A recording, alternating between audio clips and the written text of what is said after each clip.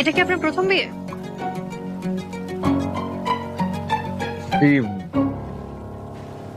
বুঝলাম না। আমি তো হিব্রু ভাষায় প্রশ্ন করিনি, শুদ্ধ বাংলা ভাষায় প্রশ্ন করেছি। এতে অর্থ না বোঝায় কি আছে? আমি আপনার কথার অর্থ বুঝতে পেরেছি, কিন্তু প্রথম দেখায় কোনো হাই হ্যালো না করে সরাসরি একটা এম্বারাসিং কোশ্চেন করবেন সেটা বুঝতে পারিনি, মানে আশাও করিনি। আপনি কি আশা করেছেন সেটা আপনার ব্যাপার, তবে মেন্টালি প্রিপেয়ার্ড হন।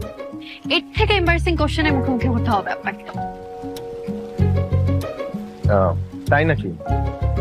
জি শুনে একটা কথা ক্লিয়ার করে বলি, আজ আপনি আমাকে দেখতে আসেননি, আমি আপনাকে দেখতে এসেছি। তো আজকে যা কোশ্চেন করার সব আমিই করব।